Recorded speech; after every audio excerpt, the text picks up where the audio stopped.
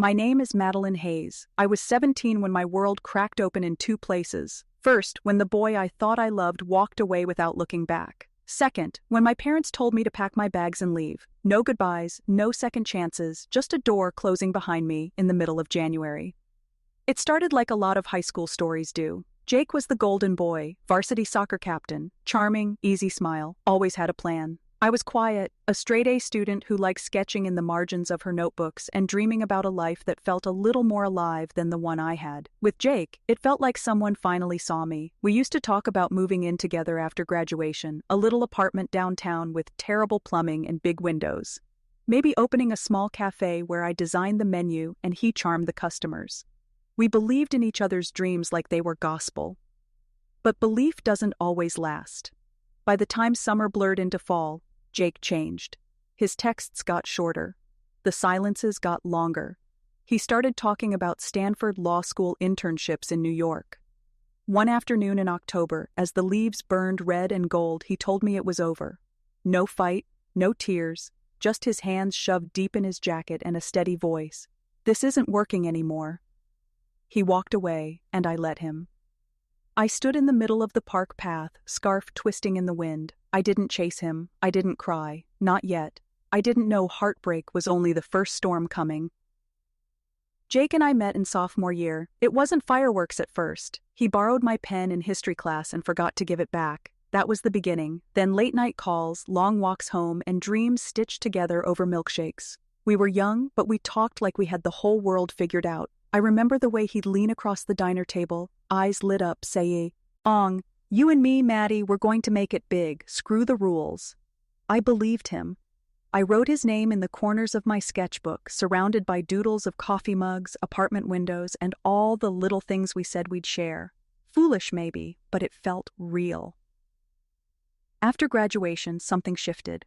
He pulled away like a tide retreating from shore. Our calls dropped from hours to minutes. His attention wandered. Every time I asked if something was wrong, he brushed it off with, "I'm just busy." Busy started to look a lot like disappearing. One day I waited for him outside the library where he used to meet me. 45 minutes passed. He didn't show. No text, no excuse. That's when I knew I wasn't in his future anymore. A week later, we met at the park where we first kissed, back when things felt simple and certain.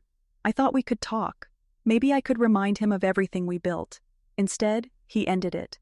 "I have to focus on school," he said, not quite meeting my eyes.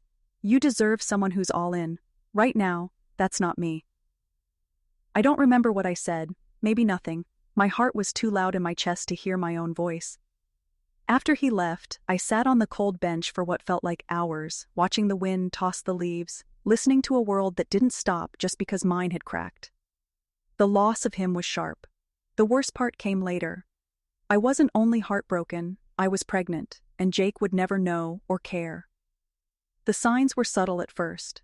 I was always tired. The smell of coffee made me nauseous. My favorite jeans wouldn't zip. I told myself it was stress, maybe hormones, anything but what I feared. Fear sits in your gut until it demands to be heard.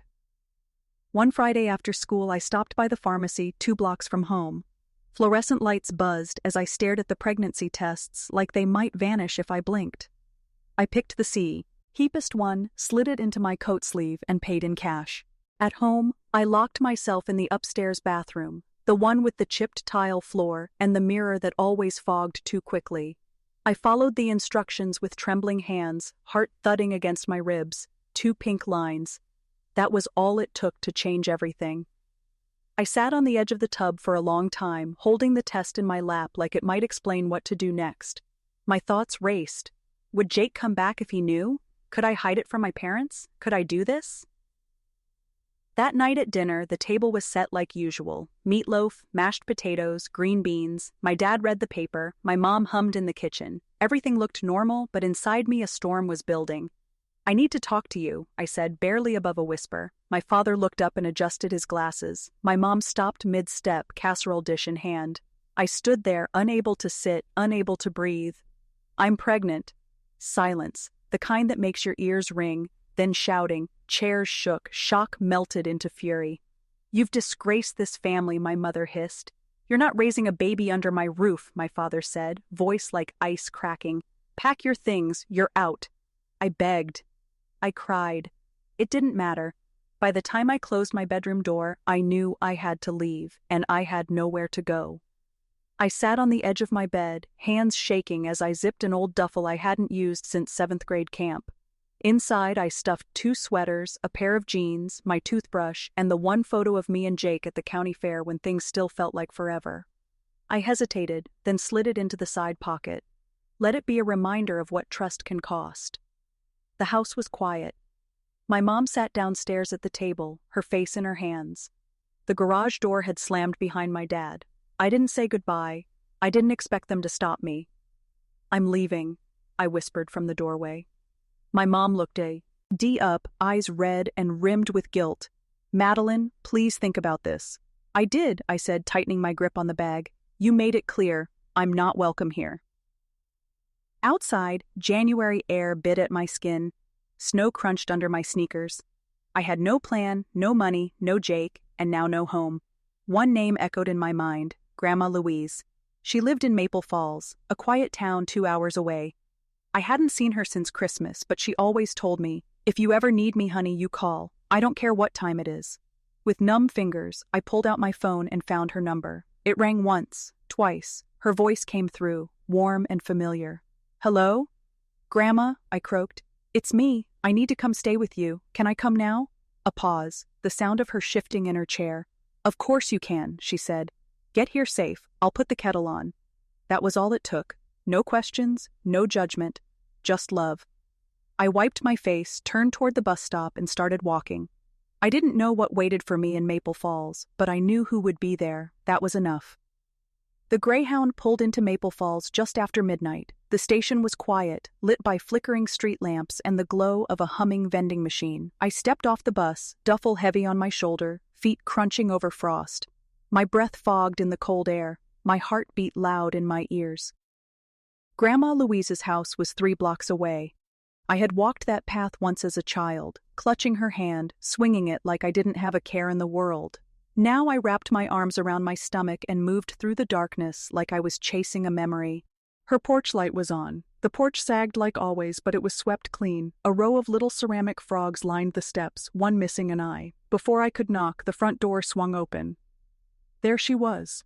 Louise wore a faded robe with little blue flowers and thick wool socks that clung to her slippers. Her silver hair was piled into a messy bun, and her sharp gray eyes softened the moment they met mine. She didn't speak at first. She opened her arms. I collapsed into them. Cinnamon and old books wrapped around me as she held me tight. Her frame was smaller than I remembered, but her hug felt like armor. "Come inside, sweetheart," she murmured. "Let's get you warm." The house hadn't changed. The plaid couch sagged in the middle. Chipped teacups lined the windowsill. A radio played soft jazz in the corner, the kind of music she said made the house breathe. She handed me a mug of chamomile tea and a plate of leftover sandwiches, thick slices of bread, meatloaf, and a smear of ketchup. I didn't know I was hungry until the first bite. We sat in silence for a while. Warmth seeped into my fingers. The knot in my chest began to loosen. Then I broke. "I messed up, Grandma," I whispered. "Mom and Dad said I've disgraced them, that I ruined everything." I looked up, eyes full of fear. "I'm pregnant. I'm scared. I'm alone." Louise didn't flinch. She leaned back, took a slow sip, and set her cup down with quiet resolve. "A child isn't a disgrace," she said firmly. "It's a beginning, sometimes a hard one, but still a beginning." Something in me shifted. Maybe I wasn't broken. Maybe I was starting over. The days that followed were quiet, wrapped in slow routines and the steady hum of healing. She didn't ask questions. She didn't push or pry. She made space. Space to sleep, to eat, to cry when the weight got too heavy. Every morning we had tea. She liked her chamomile story. Ong with a splash of honey and exactly 2 crackers on the side. I liked mine lighter, but I never told her. It felt like a tradition I didn't want to break. By mid-February, the garden out back, a patch of frost-covered soil, showed tiny signs of life. Louise said winter roses were stubborn things. They bloom when everything else gives up. She'd chuckle, kneeling to check their progress.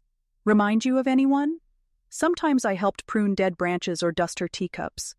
Other times I curled on the sagging couch with a blanket and the radio whispering soft jazz, sketching whatever came to mind. I drew again, not to make something perfect, but to breathe. At night, I wrote in a little notebook I found in a drawer, not about Jake or my parents. About fear, small victories, the baby inside me, and the life I wanted for us both. "You don't have to be perfect," Louise would say when she caught me staring out the window too long. "You just have to keep going." I kept going. I got a part-time job at a bakery downtown, a few shifts a week. The owner, Mrs. Keller, was kind. She never asked about my belly or my past. She taught me to frost cupcakes and made sure I ate lunch. It wasn't easy. Some nights I cried myself to sleep. Some mornings the fear roared back, but I was safe. I was growing. For the first time in weeks, I started to believe I could do this. The day it happened was heavy with heat. Mid-August in Maple Falls can press against your skin like a warm breath. That Tuesday morning was no different. I stood at the kitchen sink rinsing a chipped plate when a sharp pain sliced through my back and settled low in my belly. My hands froze in the water. A second later, warmth spread. My water broke. "Grandma," I called, voice tight with panic. Louise appeared within seconds, robe tied, car keys in hand.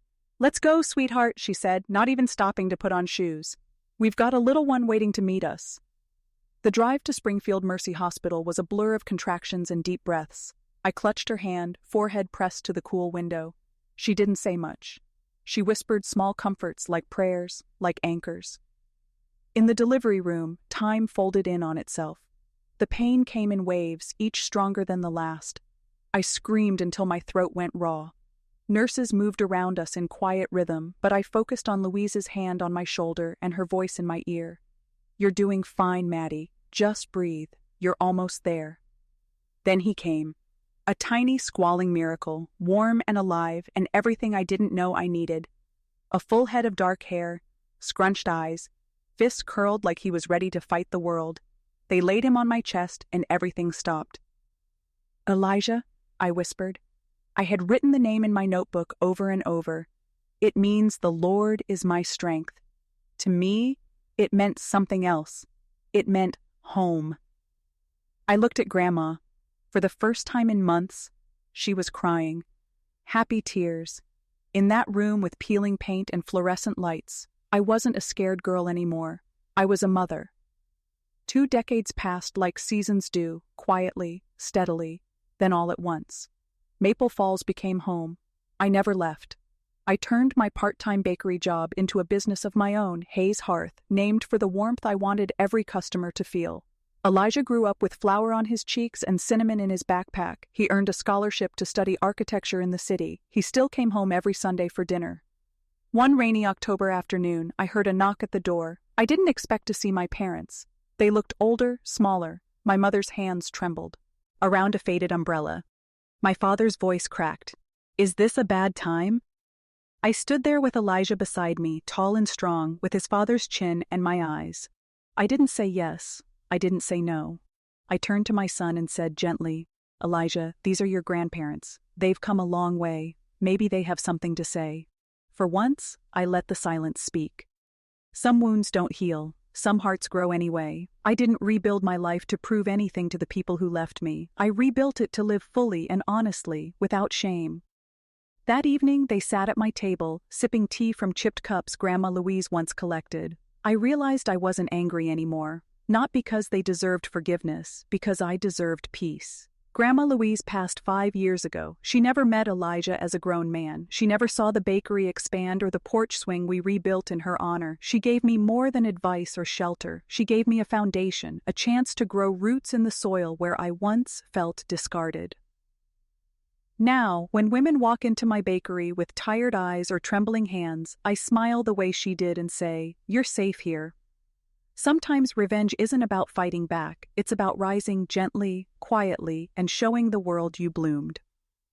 If this story stayed with you, share it, leave a comment, or simply remember this. Your beginning might not be easy, but it's yours, and that matters.